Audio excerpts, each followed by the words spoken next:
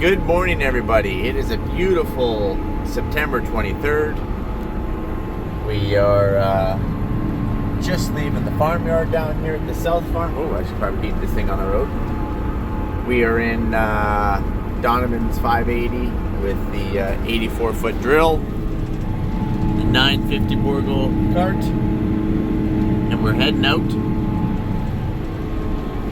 Oh, maybe I should keep this thing on the road. We're heading out to go seed some winter wheat. And I'm stoked about it. Stoked. This tractor's obviously been sitting for a while. We got some flat spots on her tires. She's a little bouncy. Got some bird poop on the hood. That's how I like to start the season.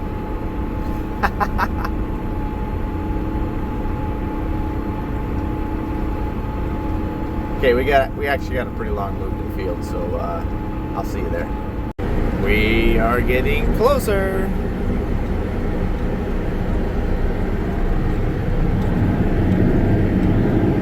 Right down the highway.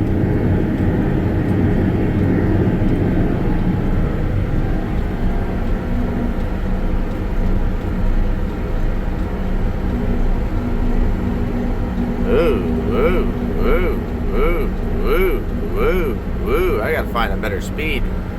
19 is not the right one.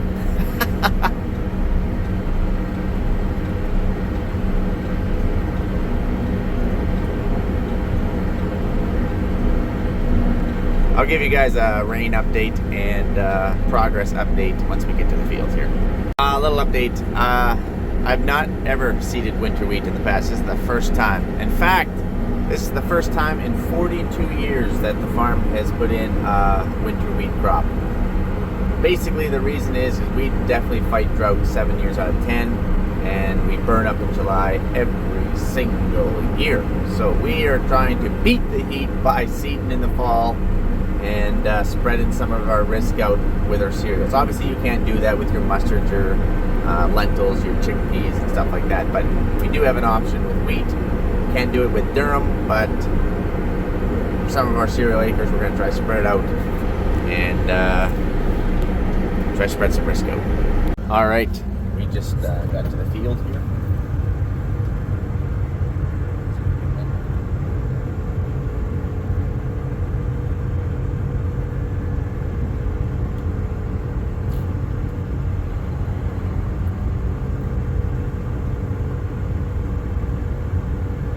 That one.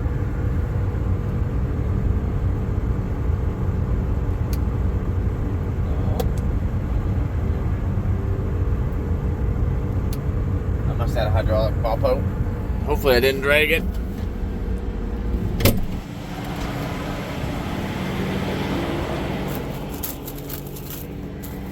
I did.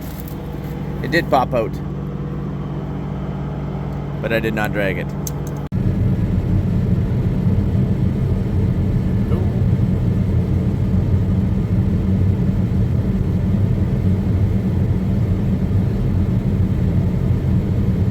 Alright, so your update down here, done harvest down south. The family isn't quite. I think they got about another 5 days left of chickpeas, but it's been raining, so they haven't been able to do anything. And speaking of rain update, completely depends on where you go, but it can be anywhere between 2 inches to 5 inches. So we got a really big shot of rain. It came over a few days. It laid water in the fields, which is an awesome sign. Obviously, it would have been awesome to be done chickpeas, because they're such a big pea. It takes a long time for those things to dry down again, but we are thankful for the rain.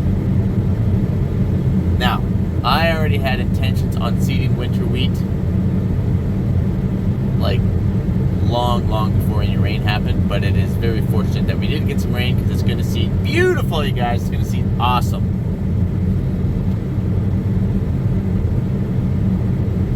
Seeding is my most favorite thing to do on the farm. I really do enjoy seeding. So this is durum stubble, And this is actually that grass. Remember that grass? Here, we'll jump outside here for a second. Remember that pasture that we sprayed out this spring, and then we seeded into it, and it nearly destroyed my drill because it was such terrible seeding conditions. And yielded not bad. Well, we are putting white winter wheat into this, and we're going to see how this shakes down. All right, cylinders are almost extended all the way. Float it, that's what I like to do. Okay, I'm going to turn my fans on and we'll run out. All right. Yeah, here's this grass. We recently resprayed it again for our burn off for this crop. We don't want any living organism out here when we seed. Especially since winter crops, winter cereal crops anyway, are more susceptible to disease. There's still some cow poop, got some grass. And we're going to seed right back into this. Should be really good seeding. Oh yeah. Going to be good seeding, some moisture in this stuff. So we're going to be seeding red winter wheat as well. But the white is not nearly as winter hardy, so we need to put it into standing stubble for snow catch. We don't normally get snow around here, which is kind of concerning when you're trying to grow winter crops. So if you're wondering why we don't grow winter crops more often, that's why.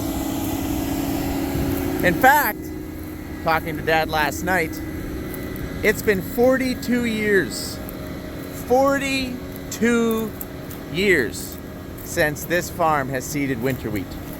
Obviously, the varieties and the genetics have improved because back then, they just all winter killed and they had to reseed pretty much the whole field. So they're like, yeah, this is garbage, so we're not going to grow this. We're going to try it. We're going to grow a couple different varieties. We're going to be seeded into cereal stubble. We're going to be seeded into lentil stubble with the red. And we're even going to be seeded in the chickpea stubble, which is bare flat. And we are going to find out how much we're going to have to reseed, if any. Well, we might have to do some reseeding on top of the hills and stuff. But just depends if it gets snow. If we don't get snow, Mike's going to do some reseeding. If we get snow, Mike's not going to do any reseeding. So let's do our prime test here.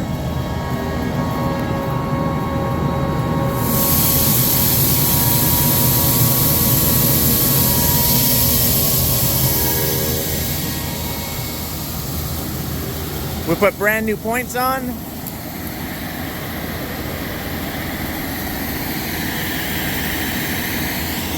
some air leaks. So that's how I like to roll. Okay, basically, you know the drill. Wheat, wheat, wheat. Obviously, we got some fertilizer going down with our seed. No, this is not treated. Ground is definitely very warm. Going to be 20, it's actually going to hit 30 degrees here on Wednesday. This stuff is going to be out of the ground so fast it's not even funny. Mike, can winter wheat get too tall before the winter rolls around? Yes, it can. I have no idea. I'm no winter wheat expert, but I'm told if it reaches the flag leaf, you're in trouble. We're not going to get anywhere near that. But I do believe we want to like at least 3 leaf, which we should get to very easily. 5 leaf, 6 leaf.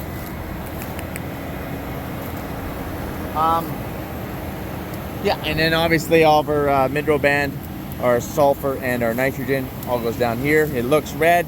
It's just because it's rusty and it is white. So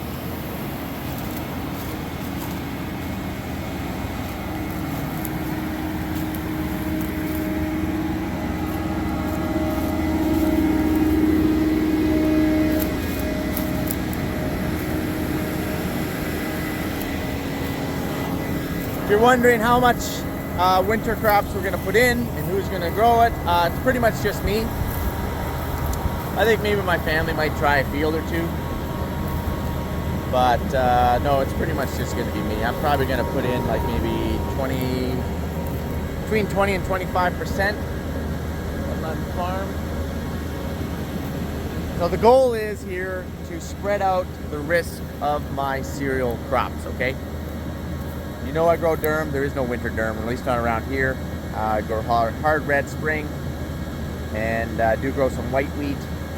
We're gonna throw in some winter wheat to try to spread out some of our cereal risk, because 7 years out of 10, we cook out in July, and we want that crop to be well advanced, already in the ripening stage, maturing stage before July even gets to it. That's the goal. That's the goal. And well, you know that Mike loves trying new things, so we're gonna try some new things. Now, we have grown fall rye, which you would seed now, fall rye in the past, and that's pretty recent, as of I think 09, 08, 2008, 2009, something like that. And 2008, 2009 were very, very bad droughts, comparable to some of these bad droughts that we've been going through. And even the fall rye failed to even put a head to the boot. It cooked it out so bad. And if you can kill fall rye, you've had a devastating drought. Let me tell you, if you can kill fall rye, you guys. Anyway, we're like, well, this is no good. And that was, of course, the first year that we grew it. It all died. And we didn't grow it again. So now, if you're wondering, Mike, are you going to go and help your family seed? Yeah, probably would. But it's wet. I don't think they're even gonna seed. I said seed, didn't I? I meant harvest. I don't even think they're going to harvest until the end of the week, and today's Monday. Like, it's wet, you guys. We got a lot of rain. There's water laying in the fields. Some of the chickpeas are underwater, and those are just gonna be garbage. The dew is obviously incredibly heavy because there's water laying around, and it's going to be a while. They're going to be probably looking at firing up their dryer, and we're going to go seed. And we're still combining up north. Well, I don't even think we're half done up north yet, you guys. All right, I didn't check this side. I got to check this side. Okay, I'm going to check this stuff, and then we'll hop in the tractor and we'll do some seeding.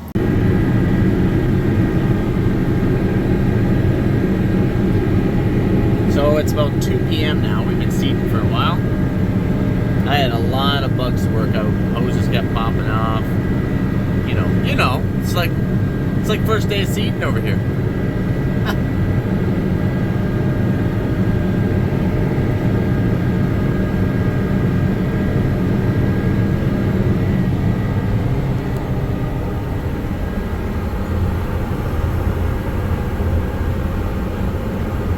So we're still on that pasture.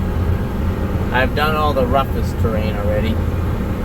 We're on the last few passes of the nice stretch here.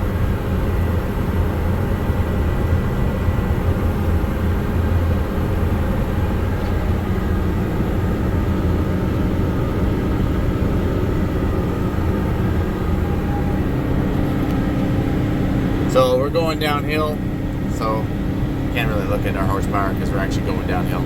Our cart's just about empty, burning 15 gallons an hour. Typically, if you're pulling a hill and the cart's loaded, I'm probably closer to 25 gallons an hour. Oh, this might be rough. We're gonna wash out right here. Yeah.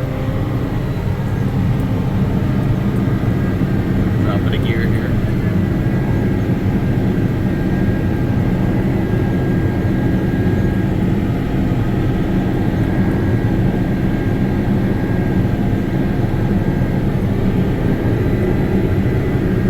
Donovan's spraying. He's doing a burn off here.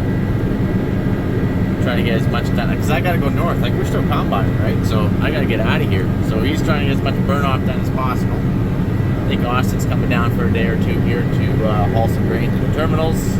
Also got lots of bills to pay. And we will all rendezvous. Austin and I will be heading back up to the North Farm. Got another shower up there this morning. Knocked this out. Tim Ed and Calvin have been, and Luke have been chipping away with combining, basically just drying. So we're combined enough to put some in the dryer, dry it, keep combining, drying, keep combining, drying. Pretty much that's what they're doing up there. But then Timon just messaged me some pictures of one of our lentil grain bags, completely destroyed. Like, I mean, like, we can't even use the extractor on it. So apparently within the last 2 days, because we do check our bags, just FYI. Within the last 2 days, a neighbor actually got a hold of us today, and thanks, Craig, and let us know that there's a herd of, I can't remember if he said 5 or 8 elk. Anyway, there's a whole herd of elk destroying that bag, and it's right. It happens to be the small bag. I'll put a picture up here, which is right beside a large 300 footer. Fortunately, they have not touched the 300 footer. Like, there's a few holes on it, but like nothing major, nothing serious. But they definitely destroyed that short bag. So now, and we don't have any bin storage, right? There's no bin storage for those lentils. So we're gonna try haul those couple loads off that short bag and take it to the terminal. And of course, all of our local terminals are full up with lentils. So we're gonna have to haul them practically down south here to get rid of those things at a buyer to take them. So yeah. And then if we have to move the full bag, we'll have to rebag it somewhere else. But elk and moose, I'm telling you, it's hard to keep grain bags up north. Hard to keep grain bags. So as I'm sitting in this tractor cab, I'm managing the south farm and the north farm. And fortunately, I've got a great crew that we're working with, and couldn't do without them, obviously. But it's always busy.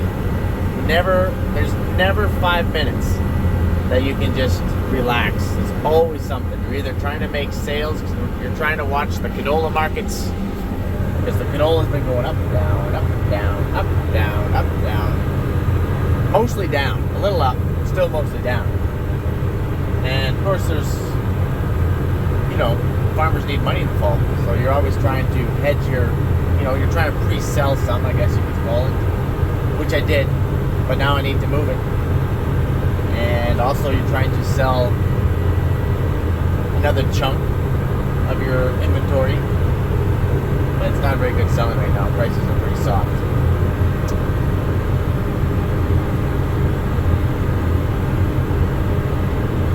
Also, you're trying to find jobs for your crew to do if things slow right down and you can't combine, or you can't seed, or you can't spray. So you're trying to find great work jobs that they can do to stay busy, unless they want the time off, which by all means.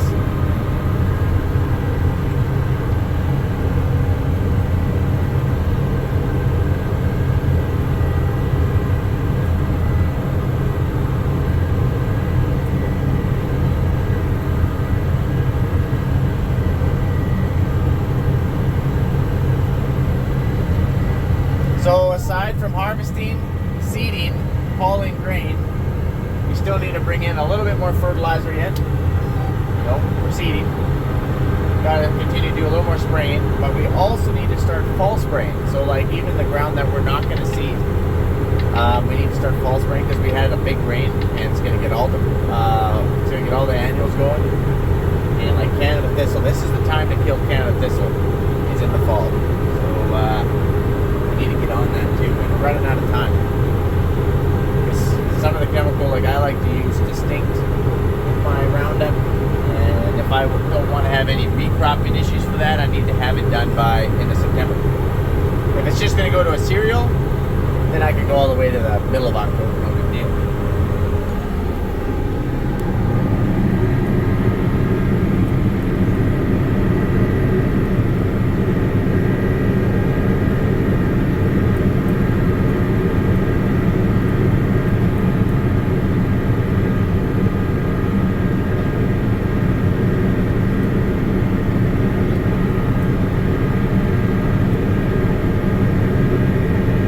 Have some off out there, do I?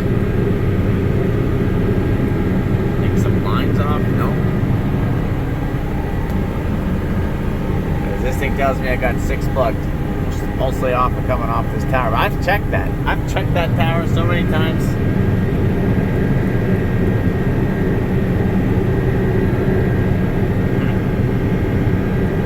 Sensors are great when they work, you guys. And when they don't work, you mute them.